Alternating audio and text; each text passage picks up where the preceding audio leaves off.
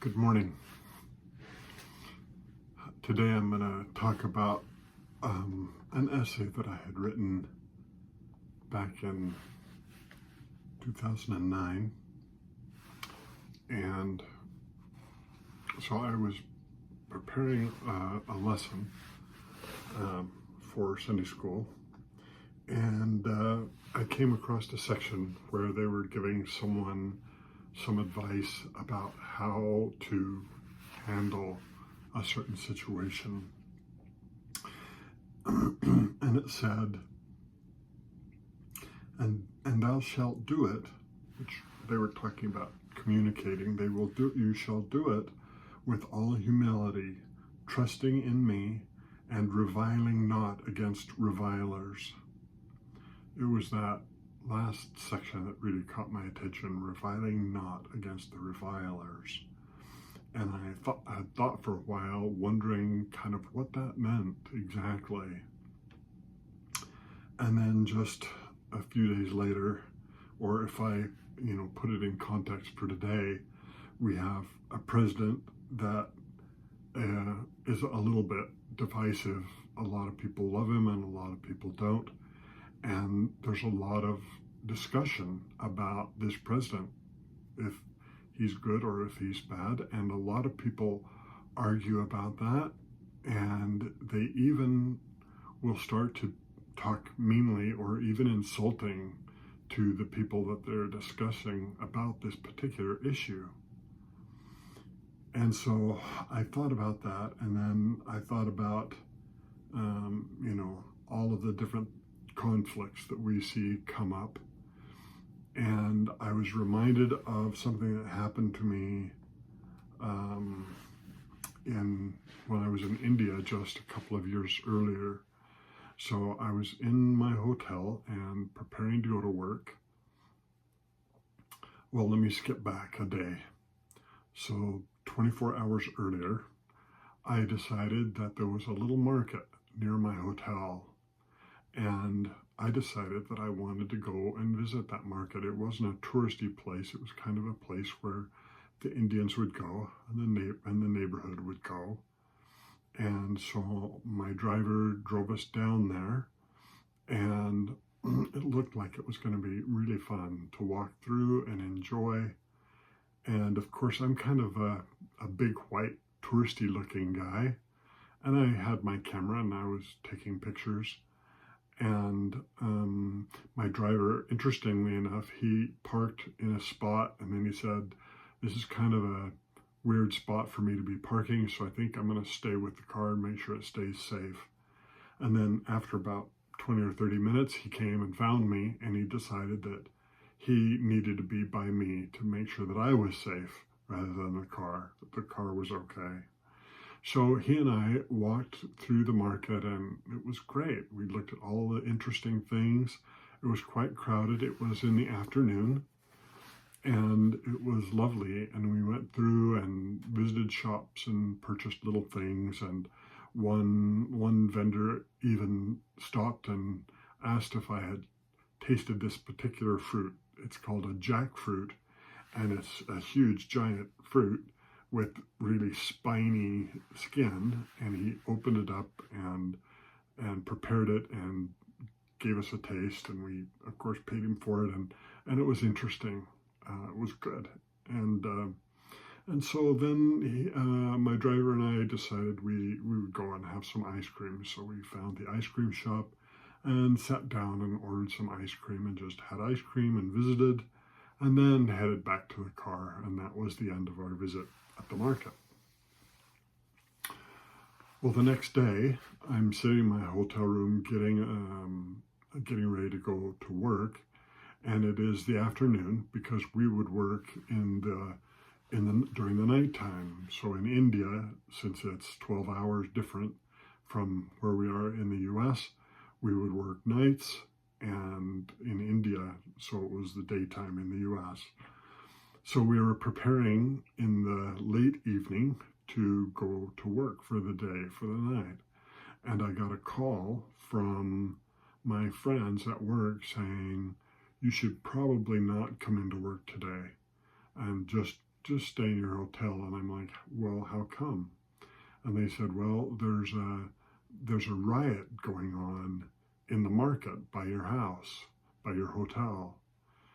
And I thought, that's crazy. I've never been any place where there was a riot. And so I turned on the news, and sure enough, in that same market that I had been the night before, there was a trouble that had started. And it was between the Muslims and the Hindus, and some people had started arguing and then started insulting each other, and then they started fighting. And then pretty soon, lots of people started fighting. And it even got so far that they started breaking things and doing damage. And then and I even saw someone had lit a motorcycle on fire in front of my workplace. So in front of the gates where I would go into work, somebody had lit a motorcycle on fire.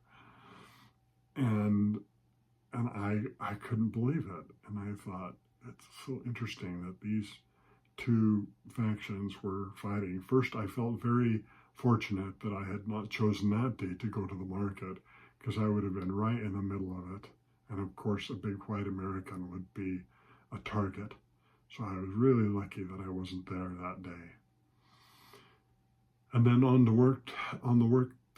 next day, going to work, I noticed that there was a lot of broken windows, and there was even a bus that had been burned out, and so much destruction. And I went to work and everything was fine, and there was nothing else happened besides that.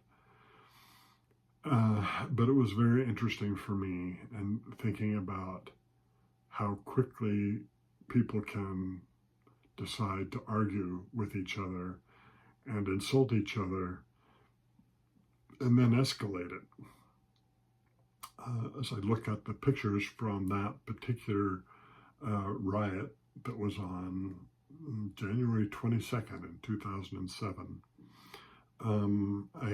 one of the pictures that I liked the most showed a Hindu woman and a Muslim woman walking together hand in hand. They were friends, and they didn't let an argument like this mess up their friendship.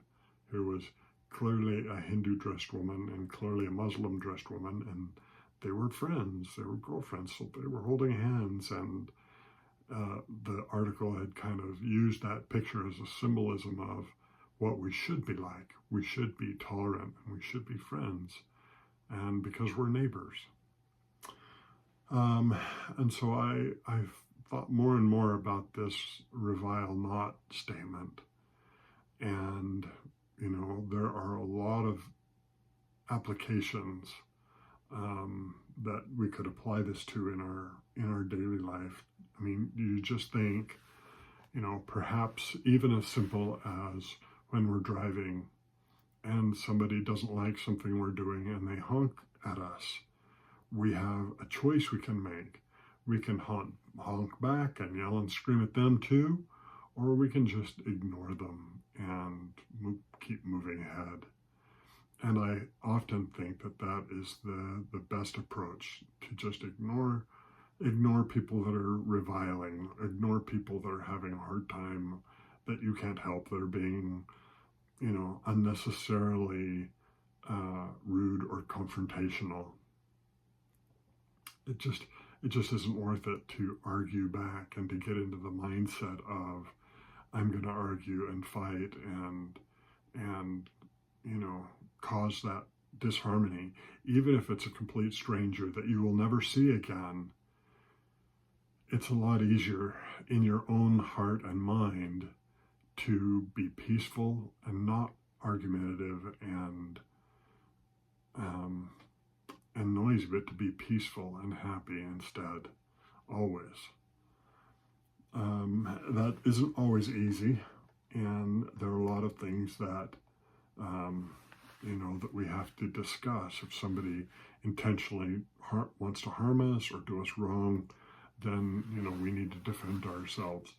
But there are a lot of places where there is discord. A lot of people have varying opinions, and especially online, there is so easy to get into an argument and or write a text that is destructive or hurtful. It's really easy for people to make comments when they don't have to face someone or take accountability for what that comment does. And so I think we need to be careful. And,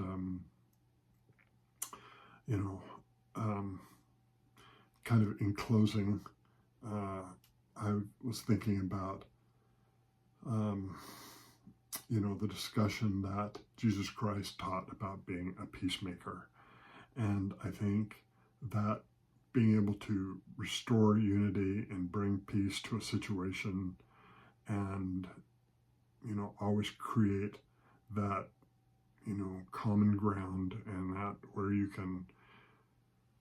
cannot have that discord and those arguments and those times where there is reviling.